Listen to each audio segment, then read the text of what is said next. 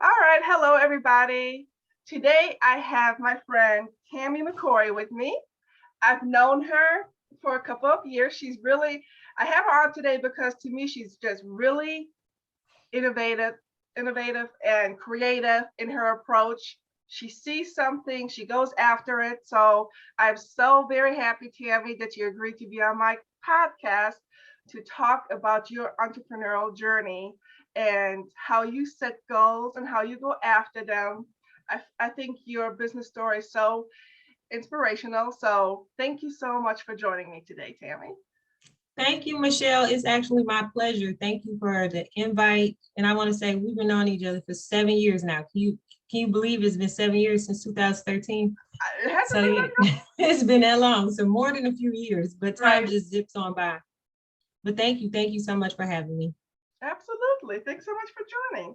So, yeah, give us a little bit a background, your history, what your business is about, how you got started, and I will ask you some questions.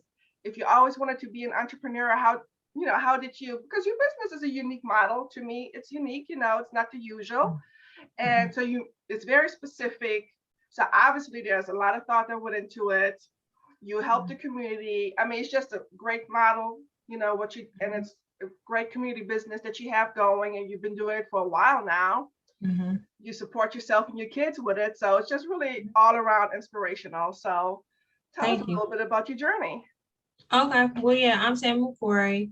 I actually started working, and I actually have a book coming out, Michelle. It's called Unconventional Parables. And so it'll be coming out really just detailing my whole entire life story or whatever, because it is a very unconventional story. Like, Okay.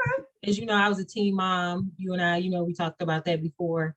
And so I guess my journey started in middle school, I would say, because I've always wanted to work for myself. And so well, I guess it probably started before then, but I was like one of those people that, as you mentioned, you see something. I don't know, I just see things differently than most people. So I would take various positions like as peer counselors, volunteer.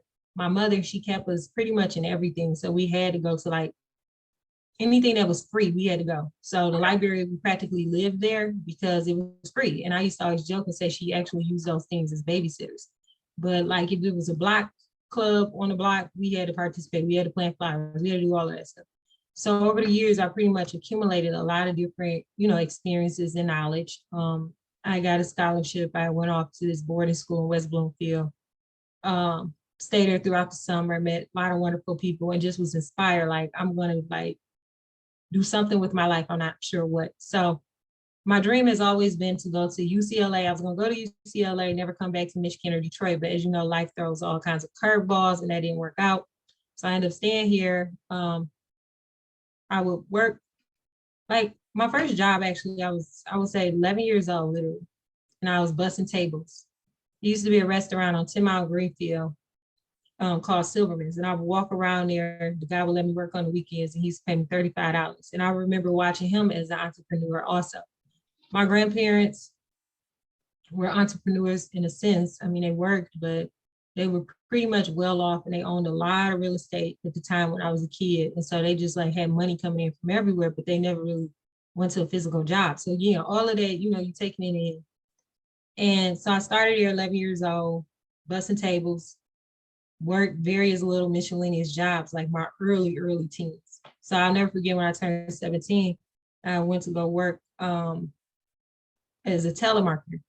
And my grandmother would laugh at me and she would tell everybody, Tammy's working for free. Because, she didn't consider telemarketing real work, employment. Right.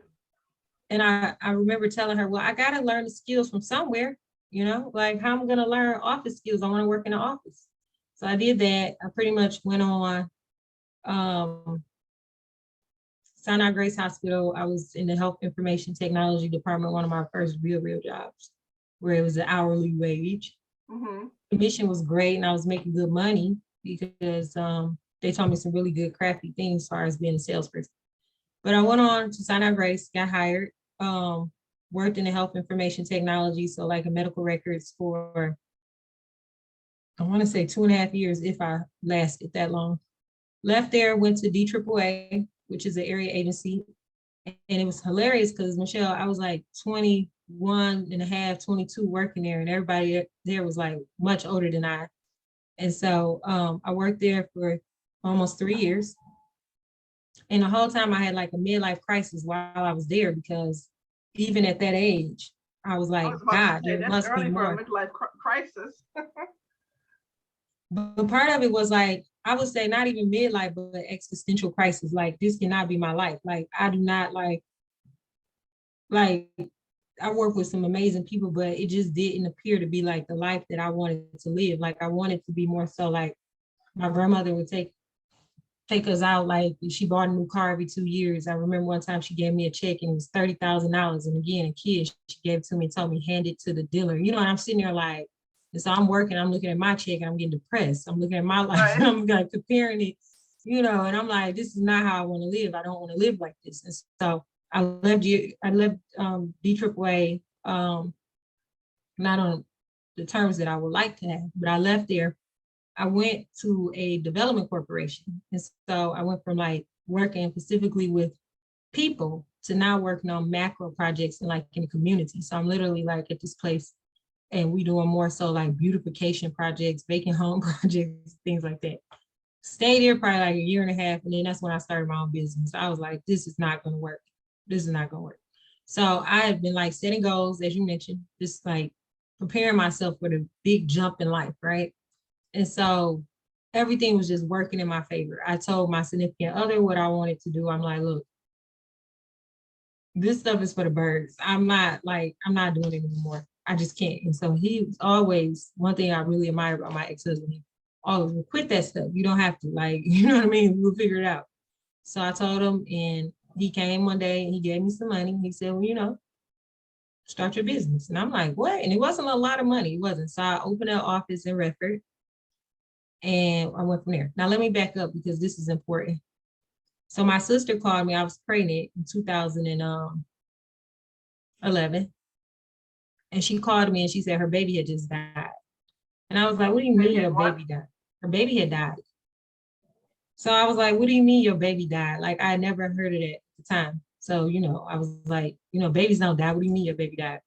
And so I was praying to myself and she's like, I'm at the ER. Like, they just gave me like a piece of paper, death as the discharge. Like, my baby's dead. I don't know. I woke up and he wasn't breathing.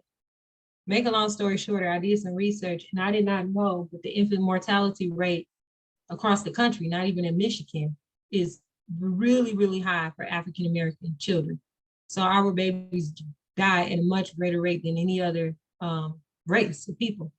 And so when I did the research, I'm just like, I didn't know this. Like, how, I mean, like, this information need to be shared with the community. Like, people don't know, like, babies are dying. Like, we got to stop these babies from dying. And I'm pregnant, so I like literally hyperly aroused and I'm having all these thoughts and emotions and I'm like, oh my God, my baby gonna die. Like, you know, I'm high risk because I'm Black, you know, and a lot of research says it doesn't matter if a woman is like a high school dropout that lives in Detroit or if she's like a woman from West Bloomfield with a PhD. As long as she's Black, she's high risk. So I ended up that year I graduated with my bachelor's degree, and I remember the director of alumni services, he asked me, he said, well, what are you gonna do now?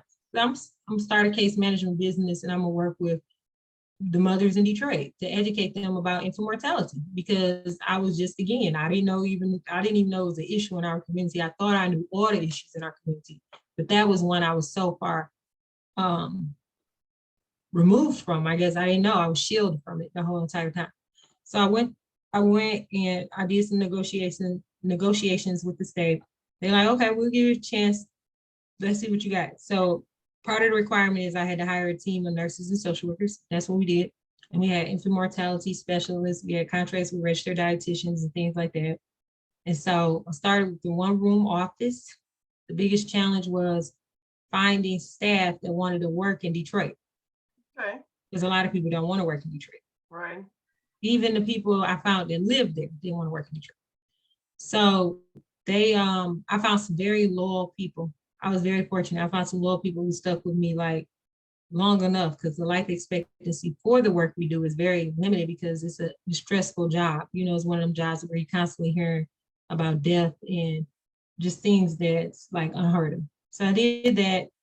So After why is it like, so stressful? Like why is what specifically did your staff do that it's, I mean, I know a little bit background of what social care administrators stands for, what you guys did back then, but our listeners don't really know. oh, absolutely. So the problem is in poverty-stricken areas like Detroit, they have a lot of social pathologies. I'm just gonna say what it is. And so I'll put it like this. One of my nurses once before she came and she said, "Can I lay on your couch?" I'm like, "Yeah." And she's like, "Oh, I'm having a case of white guilt." And I'm like, "What is that? I've never heard of it." And she's White like, guilt. "White guilt." And she Okay. goes, "That's one of the things where you feel bad about what your ancestors did. And now you see the aftermath." And so going into the communities, you would see stuff like where literally people were either homeless, living in housing that was not suitable for humans. Okay. They didn't have resources like milk, food, diapers, and then you feel powerless because the way it's structured, the program, you're just there to educate them. You're not there to like provide any tangible goods. And so a lot of times people don't want to talk to you because it's like, I'm starving to death and you come here telling me about nutrition and I don't have money to buy food. So what you So guys really did specifically was support pregnant women, right? yes. And what the state came into play. Well, was it with a grant basically? Did you get grant or Yeah, per a case? contract. It was a Okay. contract, yeah. Mhm. So basically, you just want to make sure that healthy babies are born in Detroit, and you support pregnant women. And so you're saying they have all these worries in the world, and your staff is educating them on how to have a healthy pregnancy, and they're like, the baby's going to be okay. Where am I going to sleep? There you go. There you go. Yep. And that's I can see essentially that. what we did, just as you just described. That's what we did. So we went out to the community and we educate them about infant mortality, and like the risk of contributing to the numbers, like if you smoke, if you have gestational diabetes, like these are things that's serious, nutrition, you need to go talk to your healthcare provider about.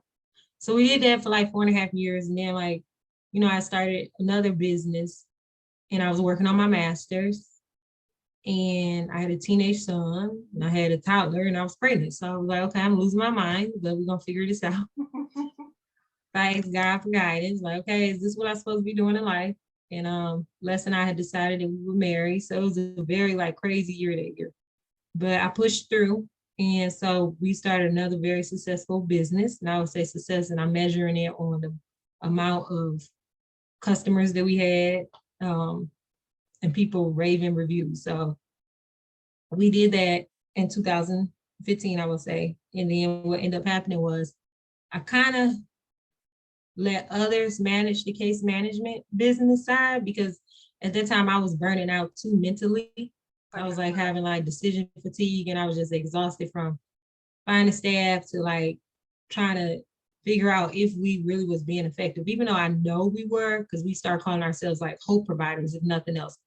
And so we would do like donation drives. We would request like people come in and assist us. We had team, education programs, parenting, everything, information, everything that the mothers needed. Like I literally did everything. Like it's too much to go I into. remember But your community baby showers. That's the first time I heard of a community baby shower. back then we were some of the first people doing it. So now you see them everywhere and I just smile. Like we were the first ones to get the state, because we had Pacific care plans that we had to stick to. Like they gave us the information to teach the mothers. And we were the first in the state to like be promoting breastfeeding. And I remember the auditor came out, she said, well, it's not one of the care plans. And we said, well, yeah, we know, but the moms need information on breastfeeding because half of the time they don't have formula. And so we've been teaching them outside of their standardized plans that your body produces all the milk and nutrients you need. So next thing you know, like we getting these calls and emails like, wait, what are y'all over there doing? And I'm thinking we in trouble. And then the state adopted what we were doing and made it like across the.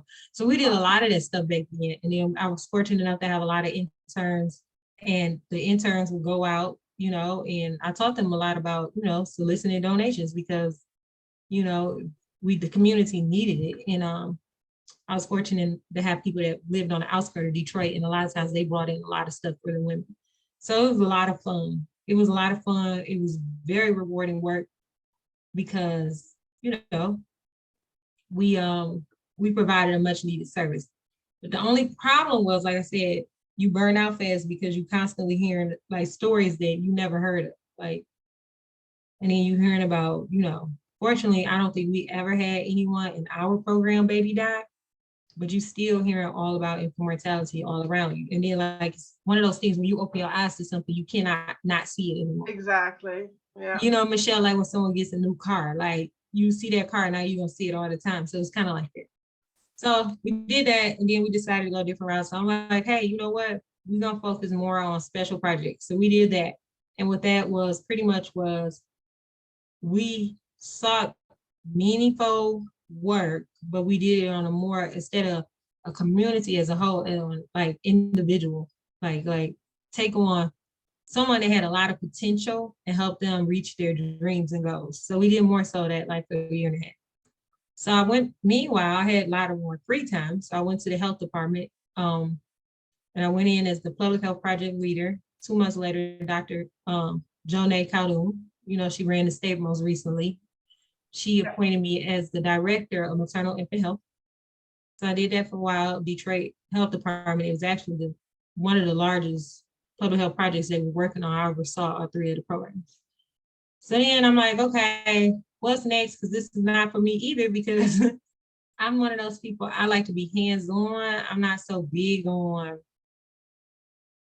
just sitting in a room making decisions all day. Just overseeing things, yeah. Yeah, I like to do a variety and all, and that position didn't enable me to do that. Like I like to, I want to interact with people, and talk to people and like feel like I'm being effective opposed to just like making decisions. So I ended up exiting there, and I ended up with the contract with several different agencies. So I did some behavioral health work. By this time I had my master's in clinical psychology. So I had my license as a temporary limited license psychologist. And I finished my BCBA program, which is one of my huge like accomplishments in life. One of those most gratifying things. So board certified behavior analyst. So it's called ABA, applied behavior analyst. Okay. So I completed that, and then I went on, had some contracts with a couple of agencies. Good money, all of it was good money. But I ended up at the Head Start. A friend had recommended me because they were looking for a mental health consultant. And he had actually was like, oh, well, you have to meet Tammy McCrory. She would be perfect for this. So I met the Head Start, interviewed with them to be their contractor, and they were like blown away. Like, I'm calling the guy now and telling him this is the best fit for us, because I understood the community, the issues they faced, and even the staffing challenges. So I had like vowed to always be there, So did that, and then we worked on securing some other additional funding to do psychological evaluations and services. And so now we like accept insurance from different insurance providers and carriers, and we do like I said, mainly psychological assessments, evaluations, and treatment planning. So that's my journey. Pretty much. It's a heck of a journey. Right, exactly. Thank you, Michelle. It's been like one of those, it's like a roller coaster. You have your ups and downs, but I'm at the point where like, again, I was looking at my phone the other day, and I came across a text message of mine. Well, I can't say text message, but a Facebook post, and I screenshotted it. And I guess it's just been stored. And my phone was like, you have to delete something. We're not letting you add any more pictures or whatever. So I'm going through trying to delete stuff I don't need. And I come across one that said, like back in 2014, I wrote on Facebook apparently, and it said, Social Care Administrators is one of the largest providers ever, and I was just blown away, like, how God works and how things materialize. So I have a really good team now. What was the status? You were talking so fast. What was the status? Yeah. So I was saying that I have wrote on there that my agency will be the biggest community-based organization servicing Detroit residents. Watch what I tell you. So part of that goal setting, I put it out there, and I may be able to find it, but I said that we will be the largest.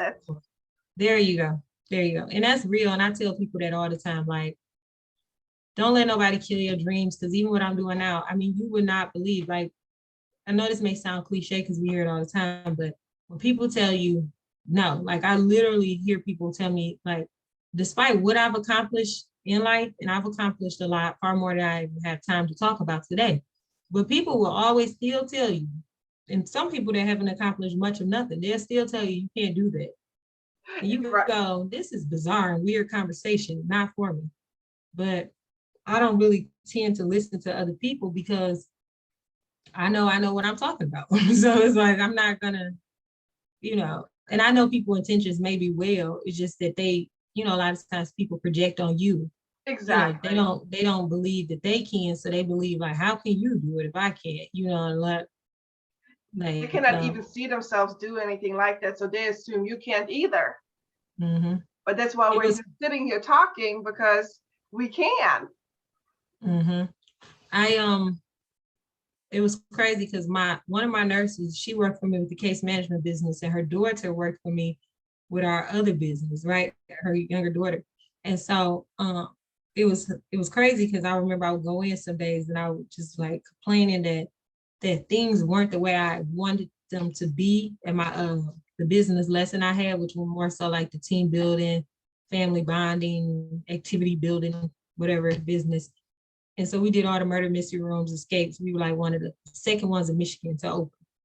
And so I remember like just complaining. And my auntie told me, she said, yeah, because Tammy is not their vision. And I thought that was the most ridiculous thing she could have said, and it wasn't supportive. But when I went home and I processed what she had just said to me, I saw something, like you said, you nailed it early on, Michelle, when you said, you see something, you go. And that's true because I saw something that other people couldn't see. And that's what she was trying to explain to me, that it was my vision. Right. And so that was wonderful. Like when she told me that and I actually digested what she was trying to tell me, it all made sense. And so that's just pretty much my journey. Like again, like you said several times already, like I've said, set those goals and like believe in yourself when nobody else do. Because you always gonna get people. I had people literally tell me, okay, you trying to do too much. Okay, you're gonna have to pick one thing. And you know how you go, yeah. Why? Okay. And I listen to people and I tell them whatever they want to hear sometimes too, because I already know what I'm gonna do. And if like I'm making you uncomfortable, because I came to terms to realize that I make people uncomfortable because of the moves that I make. And it makes them feel like maybe they haven't accomplished what they want to, so they want me to slow down too, but Right. I'm not gonna compromise myself to make other people feel good about themselves. I'm just not gonna do it. I've never been that kind of person. And so I'm always for the underdog. All my college professors that didn't even know each other, like we started to get narratives from grad school, undergrad about who we are as a person. And they all pretty much the same. I'm for the underdog. I am who I am. I'm comfortable within my skin. So that's pretty much what I have to say. That's my journey. I mean, anybody that's listening, I would strongly encourage you to, again, set those goals. Do not be deterred from your goals. You can't bounce around. I mean, you can have multiple goals, but you can't one day, okay, I'm gonna do this, then next day I'm gonna do that. I'm not saying do that. I'm saying like if you got 2, 3, 4 goals, do them all. Right. You can't do it if you believe in yourself. You just get you a good support system, and it could be that one person that see what you see, that may believe in you, and you'll go a very, very long way. And like you said, I mean, and you can have one goal and you can change it over time, because look at your business, how it has evolved. I mean, you had this idea and it seems like it was I was going to say birth, but that's a horrible, because it was birth based on your sister losing a child. So you have this idea that the community must know about this. I mean, I was just aware, I mean, I think probably through you first, about our babies dying at this rate. And why would there even be this difference of mortality, of babies dying between African Americans and the rest of the country? It doesn't even make sense, but it's a proven fact still till this day. There you go. Scary. Absolutely. I listened to a podcast like 2 years ago. I think it was the New York Times. Somebody they had a big report on it, and it was just mind-boggling. Like, it's so sad. It is. It is. So And racism, I mean, play a major factor in it. Like, from all the things that we know about the social determinants of health, that definitely is one of the it is, identified because they were factors. saying that doctors and nurses, or they said doctors just assume that we can take pain better. Why? I don't know. But Yeah. they assume that we can. So the same care is not always given to us because, oh, they can take it, or I don't know why. But they were Yeah. talking about that. Yeah. That It's so there's ingrained in the whole, it's so ingrained in the whole medical, you know, the medical industry, and like how medicine even evolved in itself. You know, we were the guinea pigs. And so, you know, they were experimenting on our body without pain medicines and things like that, and we survived it. You know, unfortunately, that's been a concept that Black women, for whatever reason, we're not human. So we received all that subpar care, healthcare. You know, it's very right. subpar. And I'll tell you, I when I was pregnant with my daughter, I used to go to this clinic on Grand River Outer Drive. And every time I tell my boss, okay, I'm headed out, I'm going to my prenatal visit. And I know she dreaded when I went to my prenatal visit because she would kind of roll her eyes at me. And I'm like, what? She said, hey, how about you try my doctor office? And I said, well, no, I like my doctor. And you know, her doctor, she said, well, he delivered all my kids. Now her kids were much older and she was older. So I was really kind of like, I don't know about, you know, like, how old is this doctor? So she's like, give him a try, give him a try. He's on West Bloomfield. And I, in my mind, had the perfect life. I live right around the corner in North Rosedale Park for my job. I went to the doctor the block away. My dentist is block away, my son's school. So I never had to leave my community. So I'm like, huh? So I'm like, okay, I'll give it a try, because she was tired of me leaving for 4 or 5 hours for prenatal visit. So I ended up going, and when I got to West Bloomfield, if you waited literally in the waiting room for more than 5 minutes, I promise I timed it. They would come out with a gift certificate to go down to the gift shop and get you a snack or something. And they were so apologetic. They were very apologetic. It was like I was kind of getting creeped out because I wasn't used to it. And I thought it was normal that you go in, you wait 4 or 5 hours to see a doctor. She comes in for 5 minutes and then she's out of there. She doesn't have time to talk to you. She probably don't even know your name. And I thought that was normal. You know, you say what you're there for. She checks the boxes while she's writing, and she's okay, have a nice day, and smile and walk out the door. So I go there, and like my doctor sit down, talk to me, look me in my face, ask me questions, crack jokes, ask me about my family. So kind and gentle. I was like, huh, what? Like, it was weird to me. So at that moment, it dawned on me about the health equities, that any inequalities that actually exist, because it was real. It was real. And I had a wonderful experience in comparison to with my son. I had a very wonderful experience during the delivery process. My nurses sent me notes and cards even after delivery. And I was just like, oh my God, like, you know, I've been getting subpar services all these years and didn't even know it because that was Didn't even normal. know it. Isn't that sad? Yeah. Because some people still don't even know that there's better out there, period. They don't. In life. They don't. And that's why, you know, I have also started a program. It's called Creating New Schemas. And so schemas is pretty much the way that we process information, because we all have point of references, I would say, like in our brain over the years of, like, you know, we see a cat, we see a dog or something like that, and we fit it within the schema. Like, oh, okay, that's a cat, okay, that's a dog. And so we give it, you know, a label. And so I'm trying to like help the youth in Detroit create new schemas. Not saying all of the youth need them, but particularly the ones that are at risk, creating different ways of viewing the world. So like helping them to develop key life skills through critical thinking, social, emotional health, you know, and like emotions management, effective conflict resolution skills, but we're gonna do it through the arts. And so that's another thing I'm very proud of, and I hope to have up and running, like come the first, second week of January. I've already designed a curriculum for it also. And so just like helping them develop those schemas. I see you seeing a need again and filling it.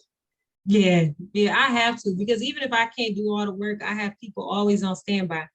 At my Christmas party, I made a mistake and I was like just talking too much. And I go, hey, everybody here, when you were in school studying, you didn't know it was for me. And I'm like, oh no, for the community. Like I had to clarify what I was trying to say, but my intention was to say, you know, it's always a need. Like you just said, it's always a need. And like I'm always being blessed with the right people to come and fulfill that need. So it's been wonderful. That's awesome. So starting at 11, starting working at, I didn't know you went to a boarding school. And I just, I think I know which school you're talking about, because I just met another person who used to go there. And I mean, I should have known we have fancy schools like this around here, but I didn't know. I didn't know you went there. It's a TV show right now that brings back so many memories that's out. And I just be watching like, oh my God, that's how it was at such and such. Oh my God, like we lived there. You know what I mean? Like it's crazy, yeah. It's funny. But you said you always knew kind of that you wanted to be an entrepreneur. You had grandparents that were doing their own thing. And you started social care administrators with, how did you know to go to the state of Michigan to ask for help? Like, how did you know where to start to get money? And that's what my friend and my former director and everybody, because my former director, when I put in my 2-week notice, she goes, wait a minute, are you serious? I'm like, yeah, I have to leave now. Like I'm starting my own business. She's like, but you're so young. Like, and when I look back, Michelle, I always laugh. I'm like, how did I know all that stuff? Like, I think I was smarter then, to be honest. I was way faster and smarter. And my grandmother and mother and my aunt, they always used to joke because they say like, and I remember it really well back then, you could not go to Head Start unless you like culturally lagging. So they would give you a test. And they said I was above average when I tested, right? So they was always laughing and said, well, you was always above average. Because I'm like, how did I know all this stuff? Like, I didn't know. But I think what happened was I accumulated knowledge along the way. Like I said, I worked in health information technology. So I've always been fascinated with technology. And I think that's key. Like now it fascinates me when I see everybody, they learning about all the new gadgets. Like I was even the first one telling everybody in my circle about Amazon back in, you want to say 2004, like, or some 5, and everybody just like in most recent years starting to use this stuff that I've been knew about. Like we were the first people with Netflix. People come over, what is that? Nobody, and I go over everybody's house, no, get Netflix, so like I've always been fascinated and advanced with technology. And then I always just wanted to, I don't know, like when I went to these jobs, I would take whatever I needed as far as knowledge. So I'm working in health information. I'm learning about technology, more about it. We came where we had dial-up when I was a teenager, AOL, where again, a lot of people didn't even have an email address until recent years. So we were doing all that stuff back then. And so I learned a lot about technology. Then I went over to the, 1 second.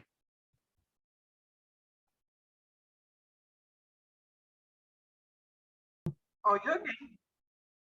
So I went over to DAAA and I learned a lot about Medicaid, vulnerable populations, case management, because I'm watching the nurses and social workers. And back then, I came in as like support staff person.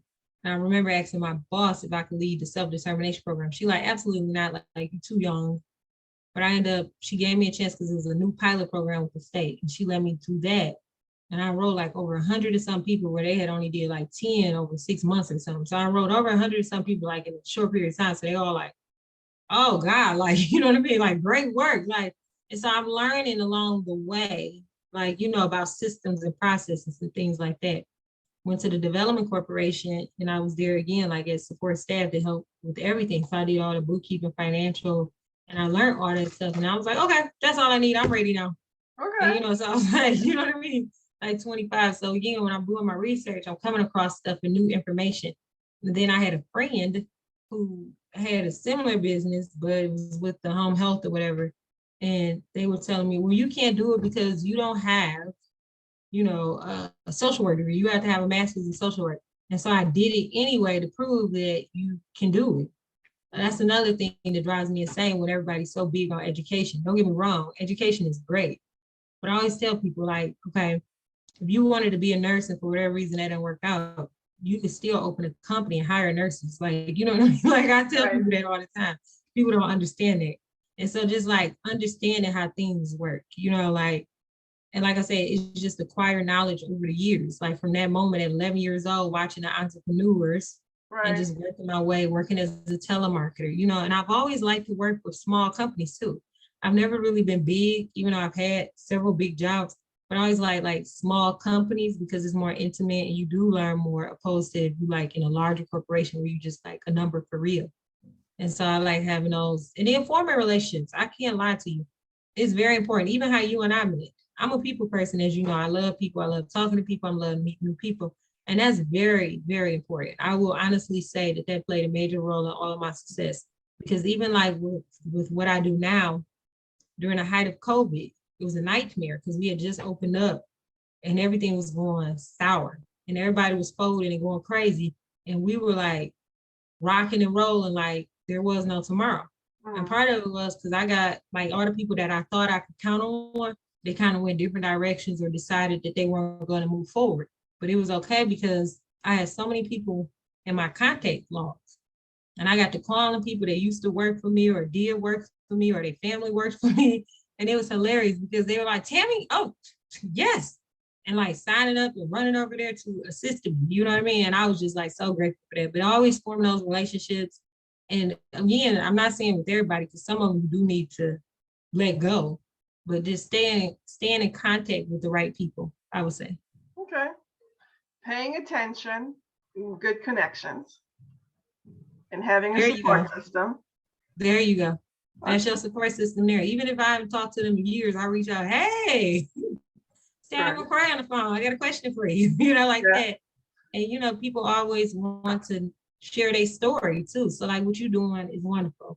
Um, Part of my book series, I'm gonna have my own little show, whatever. Lesson I had one, but when we went through our divorce, we actually had a studio, but we had let that go because we was going through a divorce. But what you're doing, I think, is wonderful because people always want to share their story, you know, and then like you said, even perhaps inspire somebody else to move forward. Because I've heard plenty of people's stories that just like open my eyes to things that I may have not known or even thought about. Because it's funny what you just said with the nurse, for example. Not to get too far off, but like a dream of mine is to open a group home for foster kids that aged out of the system. Oh, that would be wonderful. But they always say that you need a social worker or something. That's So not you need me. to call me. You need to call me after the podcast because I Okay. got something for you. I got something for you, like for real, for real. I, See I what I will. mean about them connections. See, you reached out like, hey, Tammy, like just so happy you might be talking to the right person that can help you with that. Because I always used to be a mentor at Vista Maria, which is I kids that remember. are, but once, and they do meanwhile have a project where they help kids that aged out of the system, but still there's a need. Like these kids are just, they're 18 and they're done. Yep. They still need support. I agree. I agree. And you know what? I met a lady not too long ago who actually started a nonprofit similar. I don't know how much success she had with it, but she was working on it because I guess she was in foster care. And that was one of her most passionate things in life is to like provide some sort of assistance to them. And you'll be surprised, Michelle, with things like that. You'll be surprised at like how minimum amount of money it really requires to get something like that going. And also how you can structure it where it'll run itself. You know what I mean? But it's still there. It's one of what we call a safety net or a protective factor that's there for the community. And that's great because guess what? A lot of them are just going away. You don't have the programs and services that we used to have. Like even me being a young mother, I used to be able to look in the yellow pages back then and call places and be like, hey, can you help me with this? Or what do I do for that? And ask questions. They don't have any of that anymore, and more of these programs, social programs are closing. And Right. so that's, like you talking about me, but what about you? Like you saw a need and you like, I'm going to do this. And I think that's great. And that's one of the things that I would help support because I know that it is need. And I do have some information about the direction you may want to go. Okay, I will give you a call.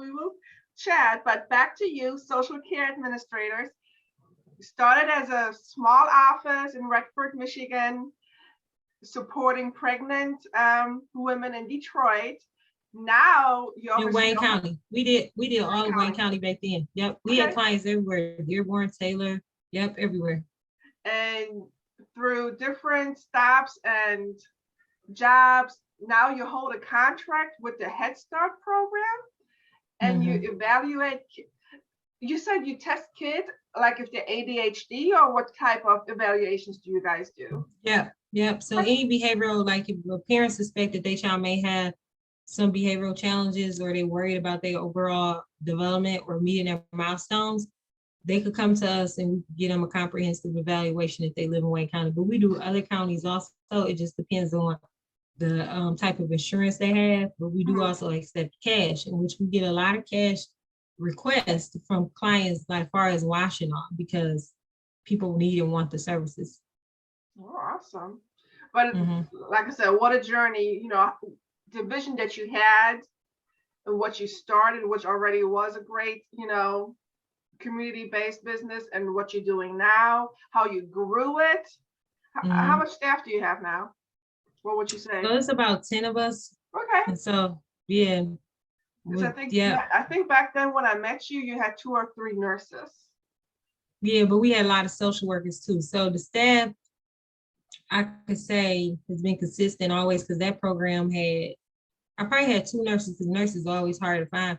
But we probably had back then about 4 or 5 social workers. Okay. But it's not that like in terms of like growing the staff, but it's like sustainability for us. And so I've been able to sustain and offer good paying, careers or whatever for people. Absolutely. That they can, be able to do the work and not worried about, how they're gonna be able to afford to do the work. And so like we grew in terms of like we evolved, I would say. Exactly. And so we it's been a ride. It's definitely been a ride. People always think that I just started. That's why it was amazing when we first started talking before. And you were like, wait, social care administrator? I'm like, yes, Michelle, the same one. Like, you know what I mean? So that's why I always say, like, don't dump your dreams or your goals, like just change your strategy. So the goal remains the same, but your strategy, you may have to alter sometimes, but your goal, is always gonna be the same. And so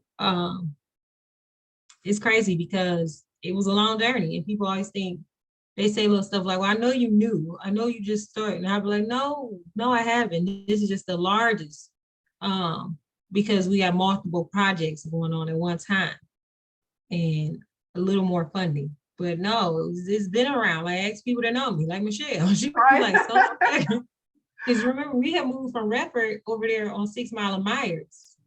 I think that's that's the office that I know, I think. Yep. And then back then we had our sign. Think about that. That's hilarious. Like how everybody now with their banners and all. If you think about it, back then I had a huge banner on the building, and that banner actually stayed on that building. Like I was long gone. It stayed on that building for years. I would ride by and see my banner up there, and it just tickled me because, like, again, came a long way. Was doing stuff that was so like innovative and like right on point when most people were just learning about how to do it or how to go about something. So, excuse me. But yeah, so that's who I am. That's my journey. And like I said, I would just inspire others to just keep on going, keep on pushing, and do not listen to people. Like they tell us that all the time, don't listen to naysayers, but it's real, don't. Because sometimes you have to realize people will be afraid that you may get ahead of them in life. And they will do anything to stop you. And that's just human nature. I don't think we talk a lot or enough about it because we always stick to just the basic emotions like happiness, joy, sadness, things like that. But we need to add envy, jealousy, things like that, because it's real, and it's. And I would add that we don't have to wait for permission. There you go. I love it. Thank you, Michelle. Yes. Just because your best friend doesn't understand your journey and your wishes and what you want to do in life, that's okay. She doesn't need to. You don't need the people that you care about that they're like, oh yeah, go ahead. I think it's a good idea. No, don't worry about them. There you go. You can't. Like I know you started your own business. You can't. If you do, then you will be just waiting and waiting and waiting. Yeah. And like you said, because the mindset, I think for most people, and it's part of what I want to teach with the life skills program. Like you just said, nobody's coming to save you. Like really, you got to save yourself. If there's something you want, you have to go get it. Because I think most people from experience, worldly experience, they are expecting somebody to do it for them. Right. Like, like I'm waiting on somebody to take the trash. I'm waiting on somebody to, stock the grocery store. Like, not you go get your own food, like figure it out, Right. And so that you are like, to me, 100% on point with that one. But one of your latest goals that you're about to accomplish, you said you wrote a book? Mm-hmm. And it's about your journey, or is it about No, it's about my journey. It's about my journey. It's real deep. And I mean, it goes over from marriage to love life to raising children to business, because people always gonna tell you the glamorous part of business, but you'll be surprised at the sharks and the things that come with it too. Like my journey hasn't necessarily always been around just smiling and teasing, because there's always somebody that want what you have too. And so it's like, learning that process also. So that's all in my book. So it's gonna talk about just everything that I know I'm documenting and I'm putting in a book or whatever. Are you self-publishing, or do you know yet? Yeah, I'm definitely self-publishing. Okay. Yeah. And when do you think it's going to come out? Do you already have like a deadline target? To be honest, I was pushing to release it December the 31st, but it may be like probably in January sometime. I'm not sure the exact date because I have this thing in mind of how I want everything to go. And then like I ended up taking on some other stuff. So I just been trying to use my time wisely. And I promised myself I was taking a break these next few days for the holiday. So I might even be able to get it done throughout the holiday, but it's just like pretty much going over it now and fine tuning it and having someone edit it. Yep. Okay, cool. I cannot wait for it to be ready and to, Thank you so much. Maybe by the time probably shortly after this is released, it's probably going to be ready then. I hope so. Yeah. Okay. I hope so. I think you kind of covered all my questions. I usually ask if you always knew that you wanted to be an entrepreneur. It sounds like you knew pretty much early on that you wanted to do your own thing. Independent Tammy, I can see it. And you did say that you had entrepreneurship in your family. And yeah, we talked and we know what your goals are right now. You have a new program and you are writing a book that's about to be published. So I think we covered all our bases here today. Thank you. Thank you so much, Michelle, for the opportunity to share my story and my thoughts. Oh, thank you so much. I'm going to turn off the recording